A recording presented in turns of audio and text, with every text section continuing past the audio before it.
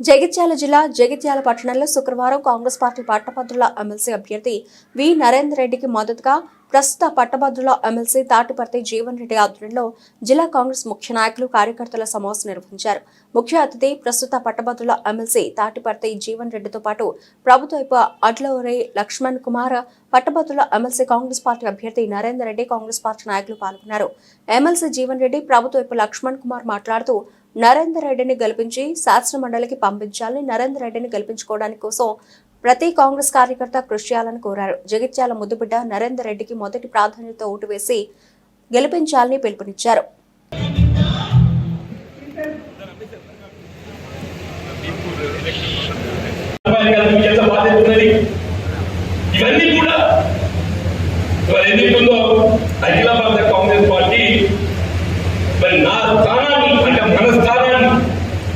మన స్థానాన్ని భర్తీ చేయడం మామూలు విషయం కాదు. జీవన్ రెడ్డి గారు నిలబెట్టినటువంటి ఈ స్థానాన్ని ఎవరు నిలబెట్టరు, ఎవరితో సాధ్యమైంది అనే భావనతో ఏదైతుందో నరేందర్ రెడ్డి గారు ఎంపిక చేయడం జరిగింది. అది గుర్తించాలి, అది మనం గుర్తించాలని చెప్పంటారు. నరేందర్ రెడ్డి గారి గెలుపు మన స్థానాన్ని మనం నిలబెట్టుకోవడం చెప్పంటున్నాం. ఈ గెలుపు మన స్థానాన్ని మనం నిలబెట్టుకోవడం చెప్పంటున్నాయి. మన స్థానాన్ని మనం నిలబెట్టుకోవడం కొరకు ఏదైతే అందరం కూడా పుట్టిన దీక్షతో చెప్పంటారు. కలిసి కనుక చేతుల బాధ్యత ఉన్నది. ప్రభుత్వ పరంగా చేపడుతున్న కార్యక్రమాలు, సంక్షేమ కార్యక్రమాలు, మీకు లక్ష్మణ్ కుమార్ గారు ఏదైతే జిల్లా కాంగ్రెస్ అధ్యక్షులుగా జగిత్యాల జిల్లాలో పార్టీ పటిష్టతకు వారు చేపడుతున్నటువంటి ఒక చర్యలు మనం ప్రభుత్వం చెప్పండి. ముఖ్యంగా నా సుదీర్ఘ ప్రజా జీవితం, నా దశాబ్ద పరిపాలన చెప్పండి. నాకు ఏ పదవి హోదా ఉన్నా లేకున్నా కానీ మేము నీకు అండగా ఉన్నామని తెలియజెప్పే విధంగా నా కాంగ్రెస్ కార్యకర్తల కుటుంబ సభ్యులు ఏదైతుందో నాకు ఇంతకాలం అండగా నిలబడి నాకు ఆత్మస్థైర్యాన్ని కల్పించడంలో మీకు ఉద్యోగంగా నేను ధన్యవాదాలు చెప్తాను. నాకు కూడా టికెట్ ఇవ్వద్దని మాట్లాడి నాకు టికెట్ ఇప్పించి ఆ రోజు గెలిచి ఓడినా కూడా ఈరోజు ఆ గెలిచి ఓడి ఈరోజు తిరిగి ఎన్నిక జరిగితే 2023లో పెద్ద ఎత్తున ధర్మపూర్ ప్రజలను చల్లగా చూసి ఆ లక్ష్మణ్ సుందర్ దయతో గెలవడం జరిగింది. అంటే ఆ రోజు 2018లో నాకు టికెట్ రాకపోయినట్టయితే నేను ఉండేవాడు, నా అడ్రస్సే ఉండేది కాదు.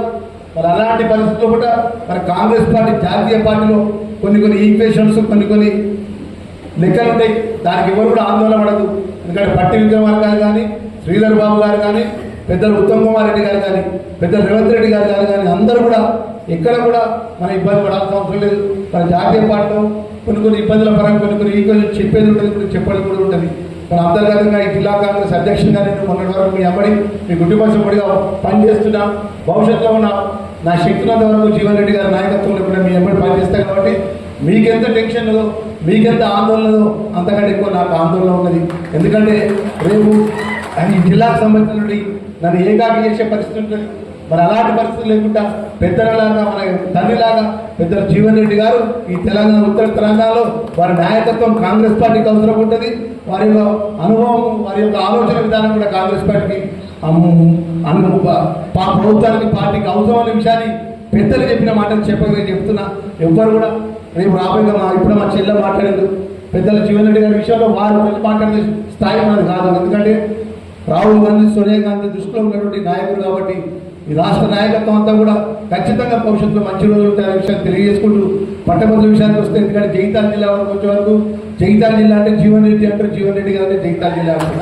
మనం ఎప్పుడు కూడా ఈ ఎన్నికల్లో కూడా మనం ఎక్కడ కూడా అర్థం చేయకుండా ఇటు జగిత్యాల కానీ, ధర్మపురిలో కానీ, ఇటు కోరుకుల్లో కానీ మనం అందరం కలిసికట్టుగా పార్టీ నిర్ణయానికి కట్టుబడి మనం పెద్ద ఎత్తున నరేందర్ రెడ్డి గారిని ఎమ్మెల్సీగా మన పార్టీ నియమించి అభ్యర్థిగా మనం ముందు పెట్టింది. కాబట్టి మనం అందరం కూడా కలిసికట్టుగా పనిచేసి పోయిన 6 సంవత్సరాల కింద పెద్ద జీవన్ రెడ్డి గారికి ఏ విధంగా కష్టపడవో అంతకంటే రెట్టింపు ఉత్సాహంతో కష్టపడాలని చెప్పి మా నాయకులకు, మా కార్యకర్తలకు, కాంగ్రెస్ పార్టీ శ్రేణులకు మరొకసారి మనవి చేసుకుంటూ మీ లక్ష్మణ్ కుమార్గా నా శక్తులంత వరకు శాసనసభ్యుడిగా, ప్రభుత్వ విప్పుగా మీ ఎమ్మడి పెద్ద నాయకత్వంలో ఈ జిల్లాలో ముందుకు నడుస్తామనే విషయాన్ని మరొకసారి నా ఫస్ట్ మీటింగ్లో మోడల్ స్కూల్ టీచర్స్ మాకు ట్రాన్స్ఫర్ కాలేదన్నారు.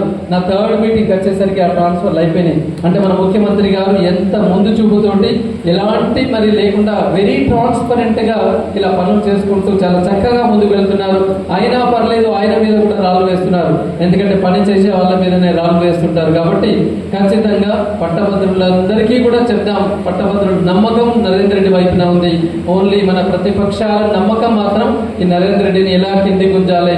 కాంగ్రెస్ పార్టీ ఖచ్చితంగా గెలిస్తే రాబోయే రోజుల్లో ఇంకా ఇది లోకల్ బాడీస్ లో కూడా పుంజుకుంటుంది, అద్భుతంగా ముందుకు వస్తుంది అన్న కసితోటి ప్రతిపక్షాలు మన మీద ఎన్ని రాళ్ళు వేసినా వాటిని పూర్వులాగా మర్చుకునే శక్తి మనకుంది. ఖచ్చితంగా ఫిబ్రవరి 27 రోజు జరగబోయే ఎన్నికల్లో మనం భారీ మెజారిటీతో గెలుస్తున్నాం. కానీ ఈ 10 రోజులు మనం అందరం కూడా కష్టపడి పనిచేయాలి. ఓటరున్న ప్రతి ఇల్లును తట్టి కాంగ్రెస్ పార్టీ యొక్క గొప్పతనాన్ని మనం చెప్పాలి. మొదటి ప్రాధాన్యత ఓటు ఎలా వేయాలి అన్న దాన్ని కూడా మనం వివరించి ఖచ్చితంగా వారి మనసును చూరుకునే విధంగా మనం ఉండాలి.